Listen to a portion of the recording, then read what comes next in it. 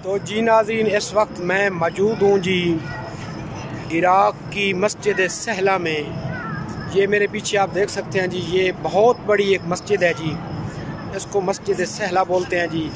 तो जो इसके बारे में मैंने डिटेल लिया है, डिटेल ये है कि इराक़ की सरज़मीन पे बहुत सारे नबी आए हैं और वो अपने अपनी जो है ना इबादत जो करते थे वो इस जगह पर करते थे, मुख्तलिफ नबी।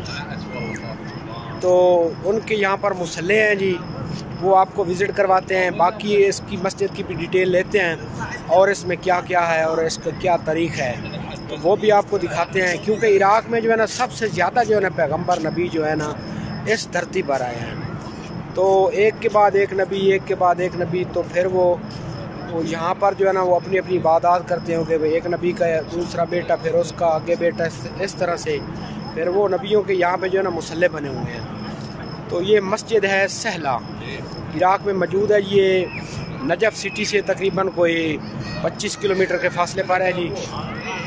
और आपको अंदर दिखाते हैं जी कि कहाँ कहाँ पर मुसल्ले हैं जी। बाकी आप खुद विज़िट कर लें जी, आपको मैं दिखा देता हूँ यहाँ से। जो है बहुत बड़ी मस्जिद है जी, ये बहुत बड़ा जो है ना इसका हाल है जी। ये देखें जी, मस्जिद सहला, ये है जी मस्जिद सहला। ये आप देख सकते हैं जी, इराक़ में मौजूद है जी, नजफ़ सिटी से कोई 20-25 किलोमीटर के फासले पर है जी। ये